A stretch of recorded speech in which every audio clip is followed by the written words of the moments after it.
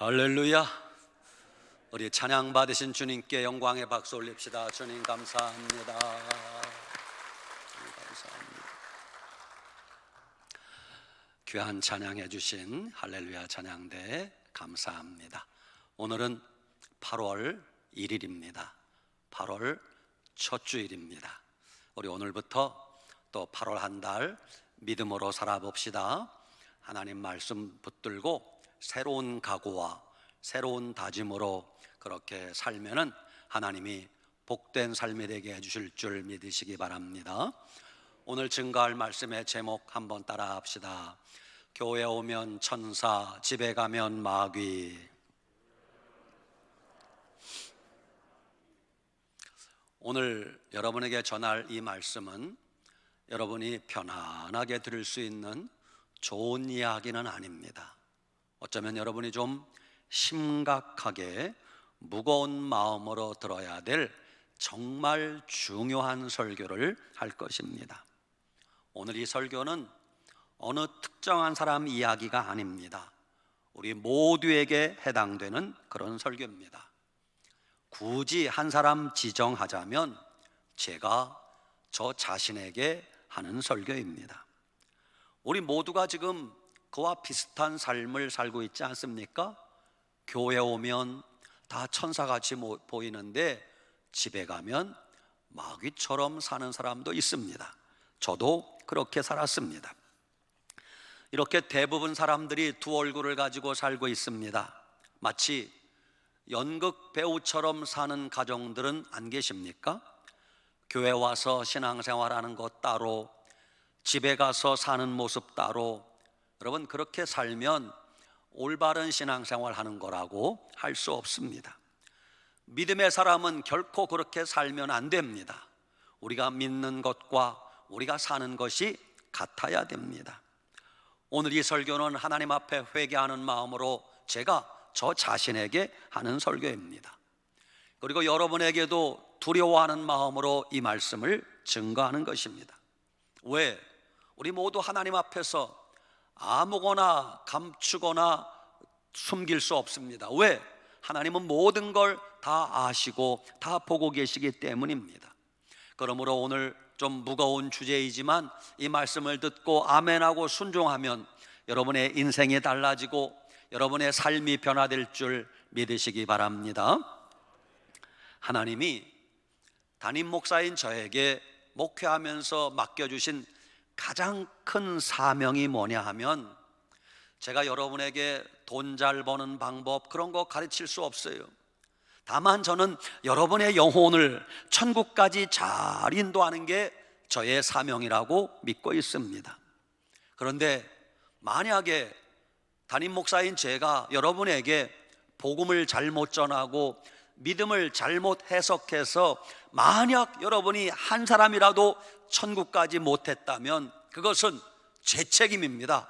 제가 하나님 앞에 심판을 면하기 어려울 것입니다.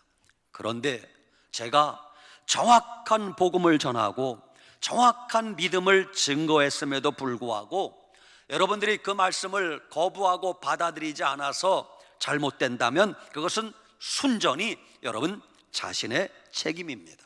여러분, 우리가 예수님 믿다가 구원받아 천국 가는 것을 결코 가볍게 생각하지 마시기 바랍니다. 많은 분들이 교회만 다니면 천국 가는 것은 따놓은 당상처럼 생각하는데 그렇지 않습니다. 예수님 잘 믿다가 마지막에 천국 가는 게 우리가 예수님 믿고 신앙생활하는 가장 중요한 목적임을 아셔야 됩니다.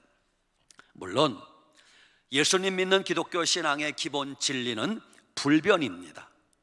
예수님을 믿음으로 구원받아 천국 가는 것입니다. 예수님을 믿음으로 죄사함 받는 것입니다. 예수님을 믿음으로 거룩해지고 의로워지는 것입니다. 이것은 절대 변하지 않는 기독교의 진리입니다. 그런데 문제는 믿음으로 구원받았다, 믿음으로 천국 간다, 믿음으로 죄사함 받았다, 믿음으로 의로워진다고 할 때 그 믿음이 어떤 믿음이냐 하는 것입니다. 어떤 믿음? 교회만 다니면 다 믿음이 있는 것입니까? 집사직분 받으면 다 믿음이 있다고 할 수 있습니까? 믿음은 예수님 믿은 이후에 어떤 삶을 사느냐가 포함되어 있는 것입니다. 예수님 믿은 이후에 삶의 변화가 없다면 결코 믿음이라고 하기 어렵습니다. 예수님 믿는다고 하면서 예수님 믿기 이전에 죄악된 삶을 여전히 똑같이 반복하고 있다면 그것은 믿음이라고 할 수 없습니다. 예수님 믿는다고 하면서도 교회를 다니면서도 여전히 죄악된 삶을 살고 있으면서 나는 구원받았다, 나는 구원의 확신을 가지고 있다고 한다면 어딘가 모순이 있는 것 같이 느껴지지 않습니까? 오늘 여러분과 제가 하나님 앞에서 자기의 믿음, 자기의 신앙을 한번 점검해 보시기 바랍니다. 우리의 믿음은 많은 사람이 모인 데서는 자기의 진짜 믿음을 점검하기 어렵습니다. 내 믿음이 진짜인가 가짜인가 여러 사람이 모였을 땐 잘 모릅니다. 우리의 믿음 점검은 내가 혼자 있을 때 어떻게 살고 어떻게 행동하는가, 그게 내 믿음이라는 걸 아셔야 돼요. 여러분은 혼자 있을 때 주로 어떤 시간을 보내십니까? 그게 여러분의 신앙이에요. 여러분은 혼자 있을 때 주로 무엇을 하십니까? 그게 여러분의 신앙이에요. 여러분은 아무도 나를 아는 사람이 없는 곳에 가서 어떻게 행동하십니까? 그게 여러분의 신앙이에요. 혼자 있더라도 항상 기도하는 사람, 그분이 진짜 믿음의 사람이에요. 혼자 있더라도 항상 성경 말씀을 읽고 가까이 하는 사람, 그분이 진짜 믿음의 사람이에요. 혼자 있더라도 항상 앉으나 서나 주님 생각, 예수님 생각만 하는 사람, 그 사람이 진짜 믿음의 사람이라고 할 수 있습니다. 만약 어떤 사람이 지금 교회도 잘 다닌다고 가정합시다. 예수님 믿는다고 말도 한다고 가정합시다. 근데 그 사람이 교회 오면 예배도 잘 드리고 찬송도 잘하고 기도도 잘하는데 뒤에서는 남 모르는 곳에 가면 도둑질하고 아무도 모르는 곳에 가서 간음하고 음행하고 다른 데 가면 밥 먹듯이 거짓말하고 남 사기치고 내가 집사인 걸 모르는 데 가서 모르는 곳에 가면 도박도 하고 술도 먹고 한 대씩 피기도 하고 툭 하면 혈기 부리고 싸움 잘하고 그럼에도 불구하고 자기는 구원받았다고 말한다면 그 구원을 여러분 믿을 수 있습니까? 내 죄는 주님이 다 용서해 주셨다니까 이 정도 죄는 주님도 묵인해 주실 거야, 이 정도 죄는 천국 가는데 전혀 지장이 없을 거야 라고 생각하면서 자기는 당연히 천국 갈 거라고 뻔뻔하게 믿고 있다면 과연 그게 믿음이라고 할 수 있겠습니까? 여러분, 우리가 정말 예수님 믿는다면 회개에 합당한 열매를 맺어야 됩니다. 회개에 합당한 열매가 없으면 결코 믿음이라고 할 수 없습니다. 오늘날 한국교회의 부흥의 시작은 1910년 평양 대부흥운동에서부터 시작되었습니다. 평양 대부흥운동의 시작은 회개로부터 시작된 것이에요. 집회가 시작되었는데 냉랭합니다. 성령이 역사하지 않습니다. 분위기가 무거웠습니다. 그때 갑자기 길선주 장로님이 일어나서 여러분, 저는 고백할 게 있습니다 그러는 거예요. 말씀하세요. 여러분, 저는 아간과 같은 도둑놈입니다. 내 친구가 죽으면서 이복의 길장로, 난 이제 얼마 살지 못할 것 같은데 내가 죽으면 내 아내가 걱정일세. 내 아내는 세상 물정 모르는데 자네가 우리 집 재산을 맡아서 잘 관리하면서 내 아내가 걱정 없이 먹고 살도록 좀 도와줌세. 그래서 길선주 장로님이 그러겠다고 약속했다는 거예요. 여러분, 그런데 제가 내 친구가 죽으면서 맡긴 돈 가운데 그 당시 돈으로 $100, 엄청난 돈입니다. 지금 아마 1억보다 더 큰 돈일 거예요. 내 친구가 부탁한 재산 중에 $100를 내가 도둑질했습니다. 잘못했습니다. 내일 당장 그 미망인에게 가서 돈을 돌려드리겠습니다. 회개하는 거예요. 그러자 갑자기 여기저기에서 비명소리가 들립니다. 여러분, 저도 죄인입니다. 한 여자가 나오는 거예요. 한 여집사가, 여러분, 저는 집사인데 간음했습니다. 그런 거예요. 교인들이 눈이 둥그레졌습니다. 더 충격적인 것은 바로 그 자리에 그 남편이 앉아 있었어요. 저 여자가 미쳤나? 남편이 있는데 나는 간음했다고 말하는 거예요. 그때 주님이 역사하는데 그 남편이 앞에 나왔어요. 그러면서, 여러분, 죄송합니다. 내 아내가 이렇게 된 것은 내 잘못입니다. 남편은 또 자기 죄를 회개하는 거예요. 이렇게 시작된 회개의 그 열풍이 저녁 7시에 시작돼서 밤 12시가 지나 새벽 1시, 2시가 되도록 끝나지 않았어요. 이것이 바로 평양 대붕운동의 시작인데, 그때 가장 큰 변화가 뭔 줄 아십니까? 그때는 돈푼깨나 있는 사람들은 너도 나도 남몰래 첩을 두었대요. 어떤 분들은 합법적으로 첩을 두면서 두 집 살림을 했다는 것입니다. 그런데 그날 은혜 받은 성도들이, 성령의 기름 부음이 임한 성도들이 제일 먼저 어떤 변화가 생긴 줄 아세요? 집에 가서 그 첩살이 하는 여인들을 불러서, 미안하오, 나는 이제 더 이상 당신과 같이 이런 생활을 할 수 없어. 그러면서 그 남자가 약간의 생활비를 쥐어주면서, 이제 나는 오늘부로 당신과의 관계를 청산하려고 하오 하니, 고향이든 어디든 가서 새 삶을 사시기 바랍니다. 그러면서 모든 첩살이 하던 걸 다 끊었다는 것이에요. 여러분, 이게 회개한 것입니다. 회개한 사람은 반드시 회개에 합당한 열매가 있어야 돼요. 회개의 열매가 없으면 회개한 거라고 할 수 없습니다. 죄는 무서운 것입니다. 죄는 모든 인간을 지옥으로 끌어들이는 힘이 있습니다. 큰 죄를 지어서 지옥 가든 작은 죄를 지어서 지옥 가든 지옥 가는 건 똑같습니다. 아무리 작은 죄도 회개하지 않으면 지옥 가는데 충분합니다. 반대로 아무리 큰 죄를 지었어도 예수님의 보혈을 믿고 회개하기만 하면 주님이 그 모든 죄를 깨끗이 용서해 주실 줄 믿으시기 바랍니다. 그런데 문제는 회개하지도 않았으면서 용서받았다고 혼자 생각한다면 그건 크나큰 착각이 아니겠습니까? 어떤 사람들은 또 이런 주장을 합니다. 회개는 예수님 믿을 때 한 번만 하면 되지, 회개는 예수님 믿을 때 일평생에 한 번만 하면 된다고 말하는 사람이 있습니다. 아닙니다, 여러분. 예수님께서 뭐라 그랬어요?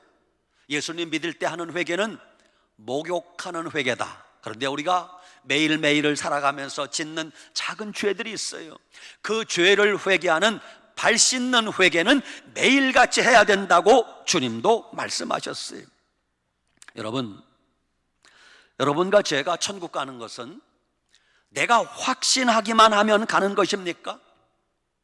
천국의 주인은 하나님이신데 떡 줄 사람은 생각도 안 하는데 나 혼자 난 천국 간다고 확신한다면 그게 과연 확신입니까? 예를 들면 대학 입학의 최종 결정은 합격자 발표가 나기 전까지는 아무도 장담할 수 없습니다. 어떤 학생이 공부를 너무 잘해서 나 이번에 시험 잘 봤다, 만점 맞았다, 그래도 합격자 발표 나기 전까지는 긴장하고 기다려야 됩니다. 왜?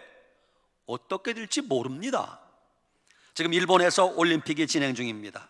놀라운 것은 많은 선수들이 그 나라에서 저 선수는 금메달이 확실합니다, 거의 확신했어요. 그런데 탈락한 선수들이 부지기수입니다.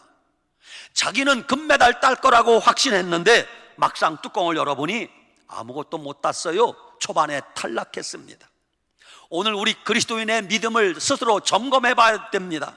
빌립보 2장 12절. 그래서 두렵고 떨림으로 너의 구원을 이루라고 했어요. 구원받은 게 확실함에도 불구하고 천국 갈 때까지는 내가 긴장을 놓으면 안 되지. 매일 매순간 깨어 기도하면서 그렇게 살지 않으면 안 된다는 것입니다.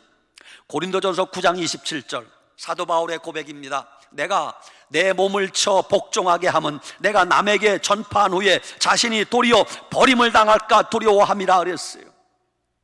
남에게는 복음 잘 증거하고 자기가 회개하지 않으면 자기가 지옥 갈 수 있다는 뜻 아니겠습니까?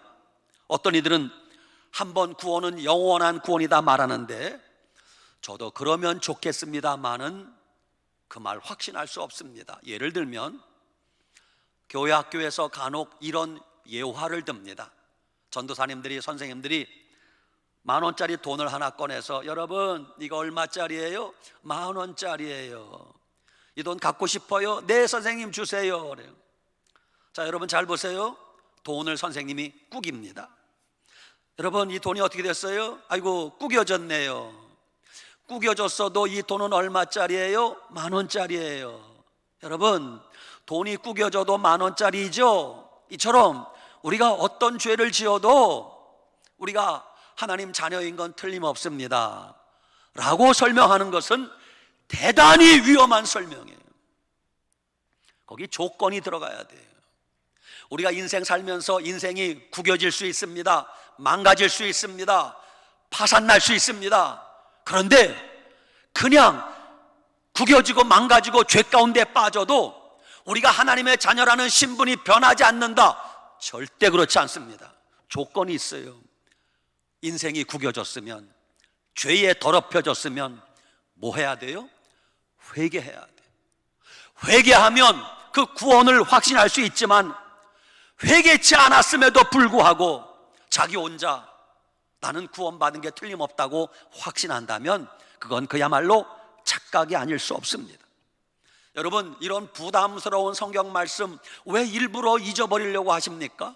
마태복음 7장 21절 예수님이 친히 하신 말씀이에요. 나더러 주여 주여 하는 자마다 다 천국에 들어갈 것이 아니요 다만 하늘에 계신 내 아버지의 뜻대로 행하는 자라야 들어가리라. 아 주님, 믿으면 천국 간다면서요 뭘 또 행하라는 겁니까? 깊이 생각해야 돼요. 주여 주여 한다고 주님이 우리의 그 말에 속지 않는다는 거예요. 아버지 뜻대로 행하지 않으면 천국에 못 간다고 주님 말씀하잖아요.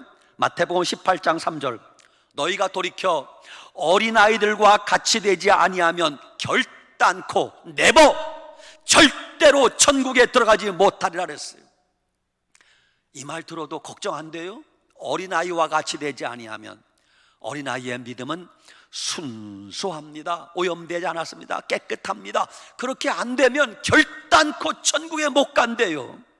마태복음 19장 23절 예수께서 제자들에게 이르시되 내가 진실로 너희에게 이르노니 부자는 천국에 들어가기가 어려우니라. 부자들 걱정되지 않아요? 여러분 돈이 많으면 좋아할 게 아니라 걱정해야 돼요. 왜? 내 이러다 지옥 갈라. 왜? 돈이 너무 물론 여러분 같이 돈 조금 있는 거 그런 분들을 부자라고 하진 않아요. 정말 부자, 어마어마한 부자를 뜻하는데 돈이 많으면요 하나님 의지하지 않습니다. 돈을 의지합니다. 돈을 의지하면 천국 가기 어렵다는 거예요. 히브리서 12장 14절 모든 사람과 더불어 화평함과 거룩함을 따르라. 이것이 없이는 아무도 주를 보지 못하리라 그랬어요. 화평하지 않으면, 거룩하지 않으면 아무도 주님을 뵐 수 없대요. 그러면서도 교회에서 쌈박질하고 다투고 싸우면서도 자기는 천국 갈 거라고 믿어요? 하나님 말씀 어디 간 거예요? 그뿐인 줄 아십니까? 마태복음 5장 22절 형제를 보고 미련한 놈이라 하는 자는 지옥불에 들어가게 되리라. 미련한 놈, 이 어리석은 놈, 이 바보 같은 놈, 뭐 대단한 욕도 아니야. 형제를 보고, 믿음의 형제를 보고 저 미련한 놈, 저 곰투가리 같은 놈, 그 말만 해도 지옥불에 들어간대요. 이거 해석이 필요합니까? 근데 우리는 그렇게 악한 말을 하면서도 자기는 천국 갈 거라고 혼자서 착각을 해요. 주님이 하신 말씀이요, 요한일서 3장 15절, 형제를 미워하는 자마다 살인하는 자니 살인하는 자마다 영생이 그 속에 거하지 아니하는 것을 너희가 아는 바라. 살인하면 영생이 거하지 않는데요, 영생이 없대. 근데 형제를 미워하는 게 살인하는 거래요. 그러면서도 우리가 교회 와서도 아이고 저놈 배기 싫은 놈, 저놈 꼴배기 싫은 놈, 그러면서도 천국 갈 거라고 생각하십니까? 그러면서도 예수님 믿는다고 말하십니까? 그뿐인 줄 아세요?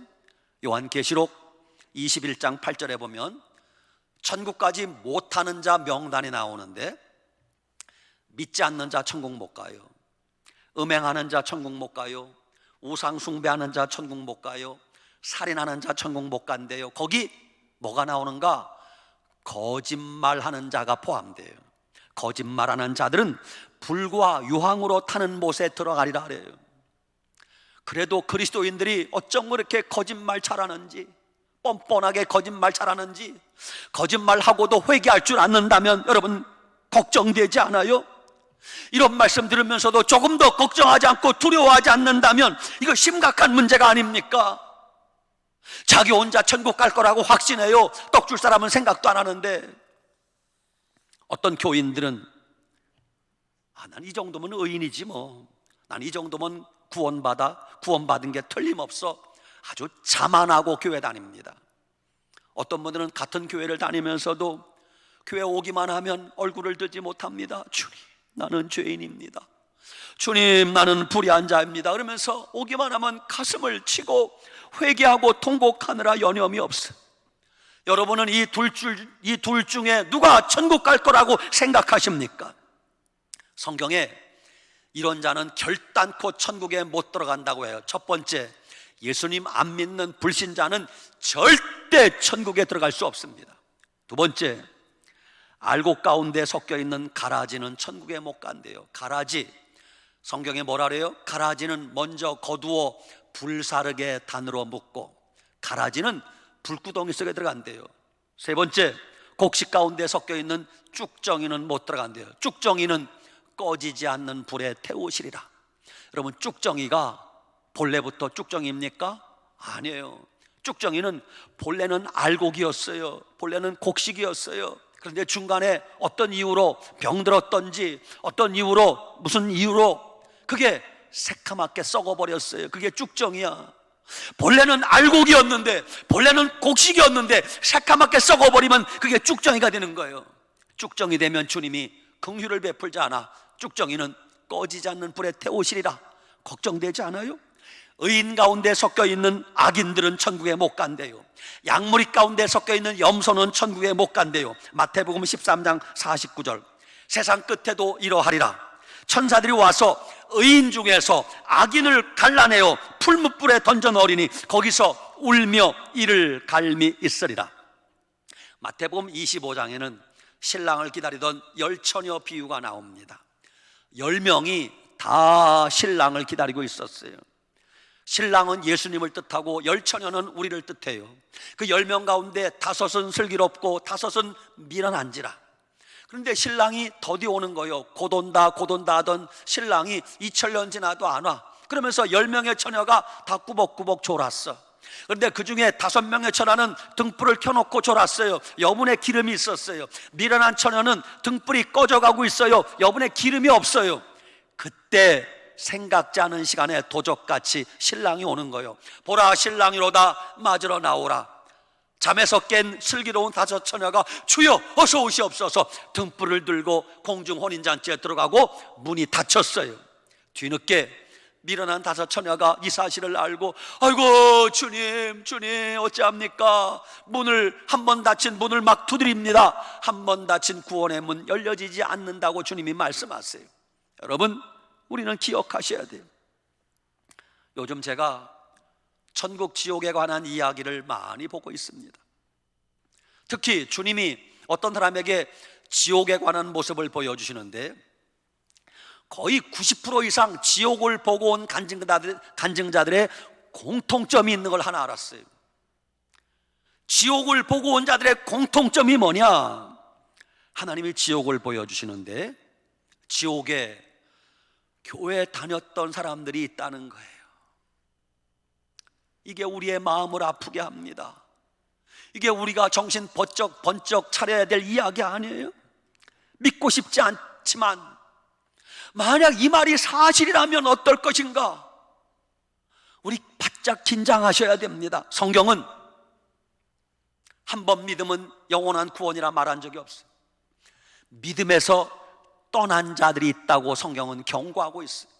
디모데전서 4장 1절, 후일에 어떤 사람들이 믿음에서 떠나 미혹하는 영과 귀신의 가르침을 따르리라 그랬어요. 처음에 예수님 잘 믿다가 교회 다니다가 미혹하는 영과 귀신의 가르침을 받아서 이단에 빠지고 엉뚱한 짓 한다는 거예요. 그런 자가 구원받을 수 있을까요?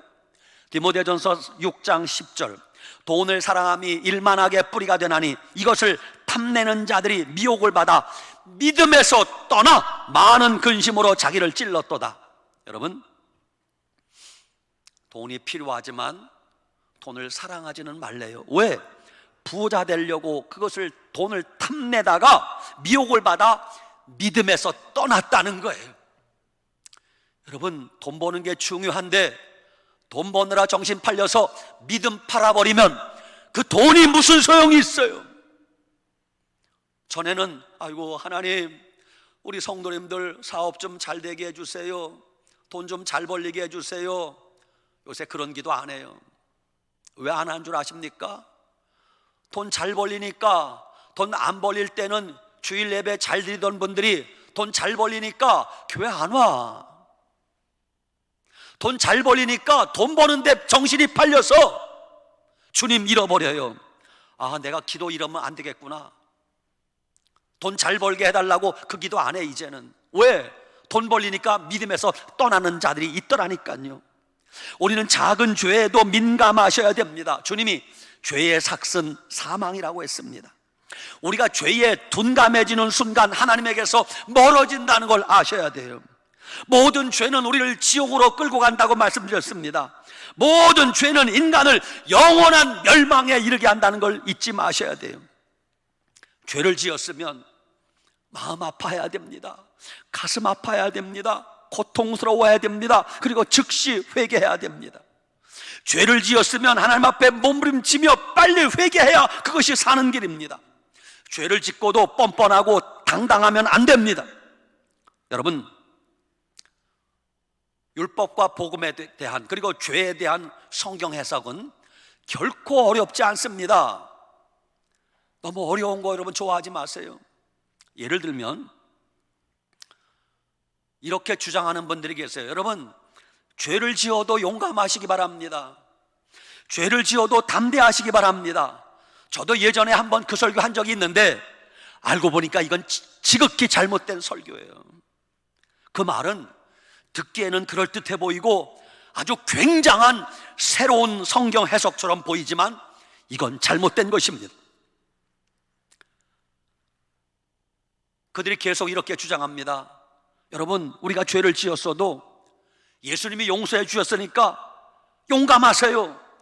예수님이 용서해 주셨으니까 당당하세요. 그 말을 듣는 성도들은 어떻게 되는가? 그날부터 죄에 대해서 무감각해집니다. 죄를 지어도 회개할 생각하지 않습니다. 죄의 무서움을 전혀 알지 못하게 됩니다. 죄는 무서운 것입니다. 죄와 하나님은 상극입니다. 죄가 있으면 결코 하나님께 가까이 갈 수 없다는 걸 잊지 마셔야 됩니다. 죄를 지었으면 슬퍼해야 됩니다. 가슴 아파해야 됩니다. 눈물로 회개해야 됩니다. 그게 올바른 신앙 자세 아니겠습니까? 죄는 여러 종류가 있습니다. 몸으로 짓는 죄가 있습니다. 그런데 주님은 우리 몸으로 짓는 죄만 죄가 아니라 우리 마음으로 생각으로 짓는 죄도 똑같은 죄라는 거예요. 여자를 보고 음욕을 품는 자마다 이미 마음에 간음하였느니라. 어떤 죄는 드러났습니다. 발각되었습니다. 누설되었습니다. 그것만 죄가 아니라 드러나지 않은 죄, 감추어진 죄, 은밀한 죄, 다른 사람이 아무도 모르는 죄도 죄라는 걸 잊지 마셔야 됩니다. 하나님은 우리가 하나님을 모를 때 지은 죄, 우리가 성경을 모를 때 지은 죄, 우리가 예수님을 알지 못하고 지은 죄는 크게 문제 삼지 않습니다. 그때는 하나님 앞에 뒤늦게나마 하나님, 제가 모르고 이런 죄를 지었습니다. 몰라서 동성애했습니다. 모르고 죄를 지었다고 회개를 구하면 주님이 예수님의 보혈로 깨끗하게 지난날의 죄를 용서해 주십니다. 그런데 문제는 예수님 믿은 이후에, 하나님도 알게 되고 성경 말씀도 알게 된 이후에, 그때는 이제 죄가 뭔지를 알아요. 죄가 뭔지를 알면서도 여전히 예전과 똑같은 죄를 짓는다면 그것은 말 한마디로 그냥 쉽게 용서되는 것이 아니란 사실이에요. 예수님 믿은 이후에 짓는 죄는 그냥 잘못했습니다, 말 한마디로 용서되는 것이 아니라 그 죄를 철저하게 끊어버리고 그 죄를 철저하게 멀리하기 전에는 절대 용서받을 수 없다는 걸 아셔야 돼요. 회개는 잘못했습니다, 말 한마디로 끝나는 게 아니라 반드시 그 죄를 끊어버리는 것이 회개라는 것을 아셔야 됩니다. 믿음을 강조하지만 마지막 하나님이 인류를 심판하시는 장면이 요한계시록에 나옵니다. 요한계시록에 주님이 우리의 믿음을 보시는 게 아니라 행함을 보신다는 거 아십니까? 계시록에 믿음이란 단어가 4번밖에 안 나와요. 대신 우리의 행위, 행함이란 단어가 14번이 나와요. 믿음과 행함, 행함과 믿음이 다른 게 아니라는 거예요. 오늘 야고보서 2장 22절 읽었습니다. 믿음이 그의 행함과 함께 일하고 행함으로 믿음이 온전하게 되었느니라. 행함과 믿음이 별개가 아니라는 것입니다. 어떤 사람이 지금 교회를 잘 다니고 있다 가정합시다. 자기 스스로도 난 믿음이 있다고 자부하고 다닙니다. 교회 오면 예배도 잘 드립니다. 기도도 제법 잘하고 찬양도 하고 봉사도 많이 합니다. 그런데 많은 경우 그들이 교회 안에서는 그렇게 천사같이 신앙생활 하는데 집에 가면 달라집니다. 직장에 가면 달라집니다. 다른 곳에 가면 행동이 달라집니다.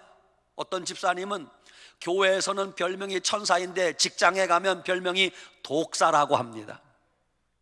예전에 제가 어렸을 때 이런 이야기를 들었어요. 어느 시골 조그만 교회 주일 예배를 마치고 목사님이 설교하는데 갑자기 사모님이 이만한 이불 보따리를 들고 성도님들 다 강대상 쳐다보고 있는데 이불 보따리를 들고 강대상으로 올라오는 거예요.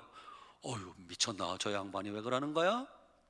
사모님이 강대상에 올라와서 소리를 지릅니다. 여러분, 우리 목사님이요 강대상에서는 천사같이 말하는데 집에 오면 마귀입니다. 나 도저히 못 살겠습니다. 강대상 위에서 살랍니다. 그리고 이불 들고 강대상으로 올라오더란 얘기요. 여러분은 어때요? 제가 옛날 교육전사 할 때 그냥 들은 얘기예요.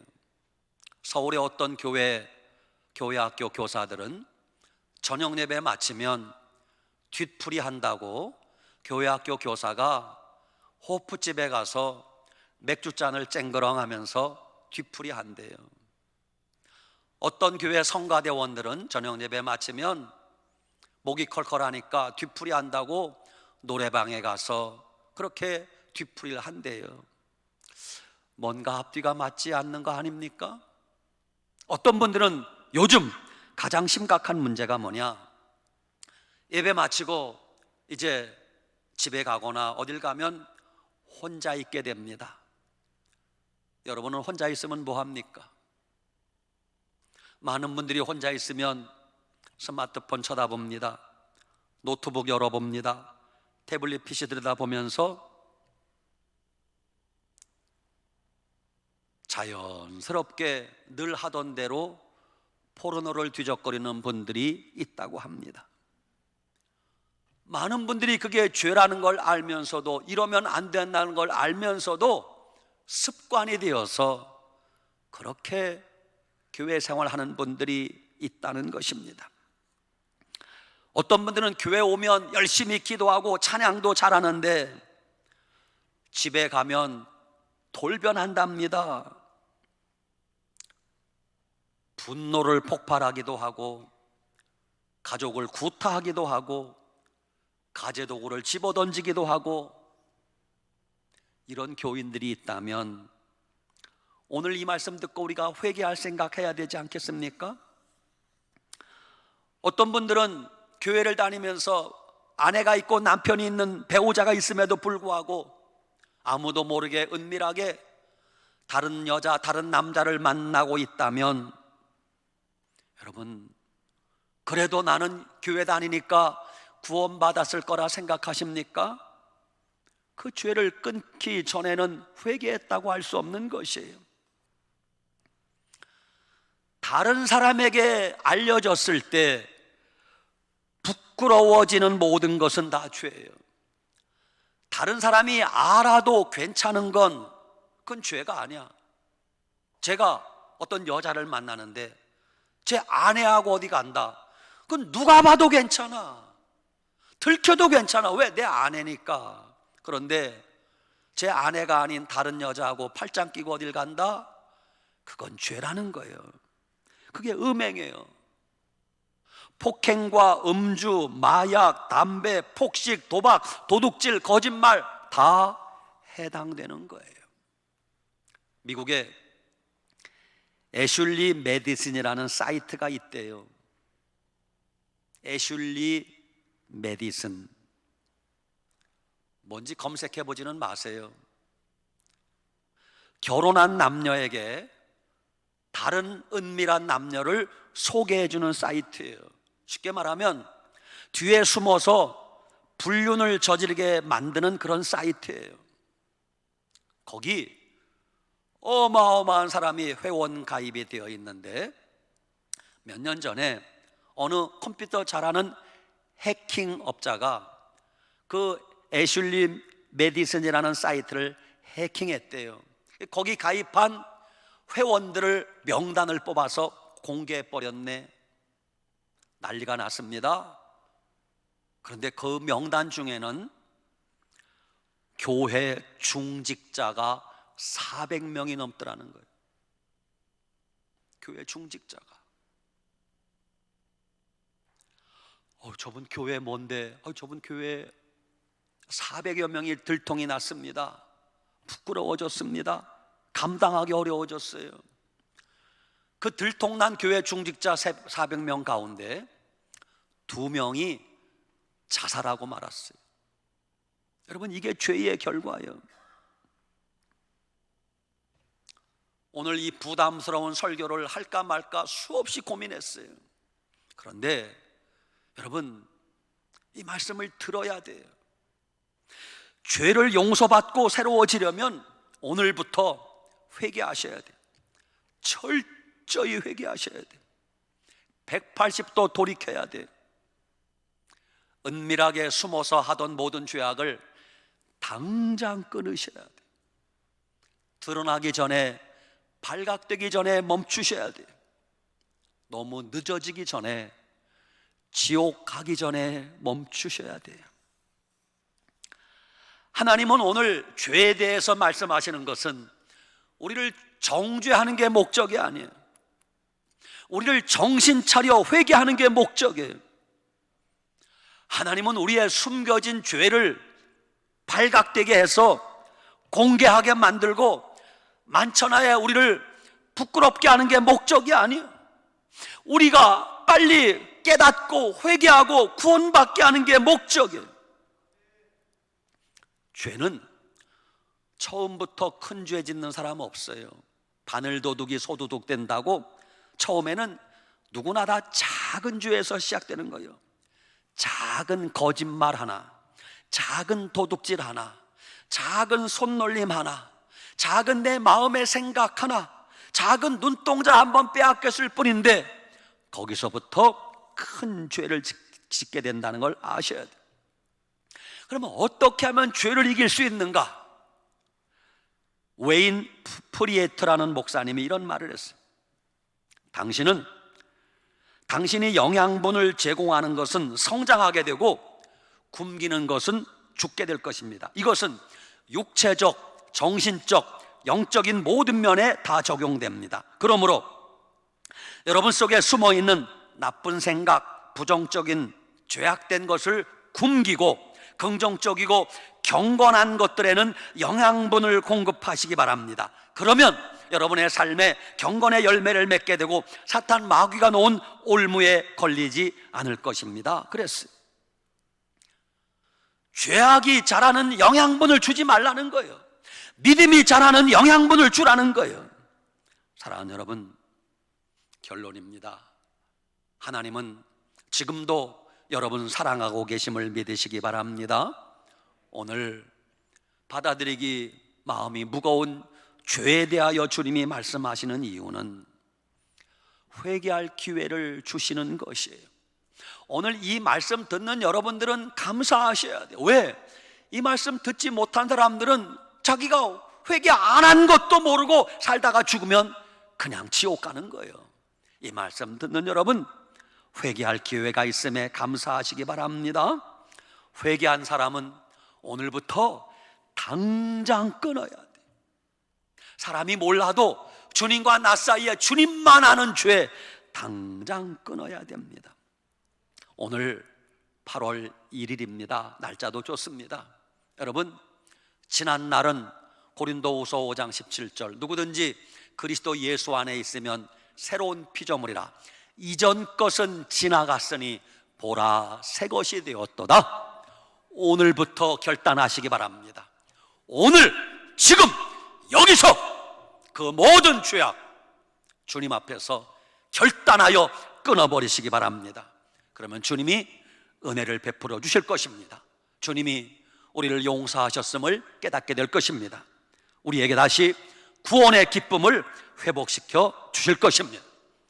우리가 사는 길은 회개밖에 없습니다. 회개하면 아무리 큰 죄를 지었어도, 아무리 수치스럽고 부끄러운 죄를 지었어도 하나님 앞에 눈물로 회개하고 끊어버리면 주님이 용서해 주십니다. 그러나 아무리 작은 죄를 지었어도, 별것도 아닌 작은 죄를 지었어도 회개치 않으면 그 죄 때문에 심각한 일이 벌어진다는 것을 아셔야 됩니다. 우리가 사는 길은 회개밖에 없습니다. 날마다 회개하셔야 돼요. 여러분, 고추장, 된장, 간장은 오래 묵힐수록 맛이 나지만 죄는 묵힐수록 손해예요. 죄는 생각날 때마다 빨리 회개하셔야 돼요. 내일로 미루지 말고, 다음 주로 미루지 말고, 다음 달, 내년으로 미루지 말고 오늘 지금 여기서 회개하고 결단하고 끊어버려야 되는 것입니다. 하나님은 우리를 사랑하셔서 회개할 기회를 주십니다. 이 회개할 기회를 놓치지 말고 우리 모두 주님 앞에 깨끗이 회개하여 이 땅에서도 은혜를 누리고 하늘나라 천국 가는 데 지장이 없는 우리 모두가 되시기를 축원합니다. 아멘. 기도합시다. 아버지 하나님, 8월 1일 첫 주일 주님 앞에 나와 머리 숙였습니다. 오늘 이 말씀 증거하는 목사인 저 자신이나 이 말씀 듣는 성도님들 모두나 회개하는 마음으로 이 말씀 가슴에 새깁니다. 하나님, 우리 모두 이중인격 극자처럼 연극하며 살았습니다. 교회 오면 다 믿음 좋은 천사같이 보이지만 가정에 가면 마귀처럼, 직장에 가면 독사처럼 살지는 않았습니까? 주님, 우리의 부끄러운 모습 용서하여 주시옵소서. 교회에서나 가정에서나 직장에서나 어딜 가든 하나님의 자녀답게 거룩하고 깨끗한 삶을 살게 하여 주시옵소서. 잠깐 부끄러운 죄에 빠졌을 때는 빨리 회개하게 하시고 깨끗하게 용서받고 그 죄를 다시는 반복하지 않게 도와주시옵소서. 그 아들 예수의 피가 모든 죄에서, 모든 불의에서 우리를 깨끗게 하셨느니라. 회개하는 모든 죄, 아무리 큰 죄라도 주님이 용서해 주실 줄 믿습니다. 예수님의 보혈을 의지하고 철저히 회개하고 그 모든 죄를 단호하게 끊어버리게 하여 주시옵소서. 예수님 이름으로 축복하고 기도 올리옵나이다. 아멘.